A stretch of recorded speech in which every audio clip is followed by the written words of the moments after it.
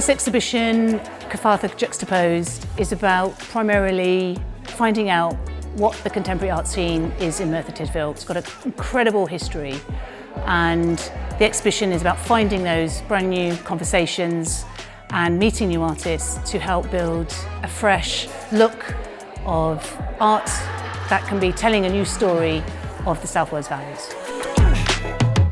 The launch of Cyfarthfa Juxtaposed this evening has been an incredible showcase for new creative talent from Merthyr. The long-term aims and objectives of the Cyfarthfa Foundation involve resituating Cyfarthfa and Merthyr as a hub for creative talent, production and innovation. And the quality of work that's been submitted to Cyfarthfa Juxtaposed Art Prize is a really strong indication of a very exciting future for art in Merthyr. It's hard to get photography out there to people. There's always a lot of response for paintings, but photography is often not regarded in the same high standards.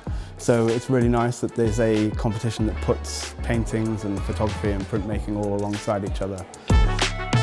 The event is amazing because, as I mentioned, it's a platform and for amateurs, for established artists or emerging artists. So whoever is on whatever level, we can connect it.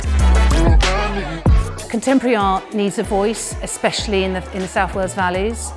And I know it's got such a rich history, and at the moment no one's kind of shouting out about it. So really, this is a call to action. I know that art is really important in lots of parts of Wales and the UK, but I don't hear it here. So it's important to ask artists to come forward and to showcase their talent because they've got something to say.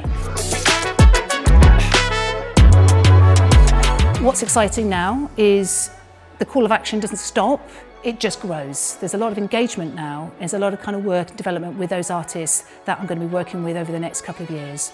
So I think this is something that's going to continue. It doesn't stop, we've got to keep it growing, and the momentum has to continue in that way.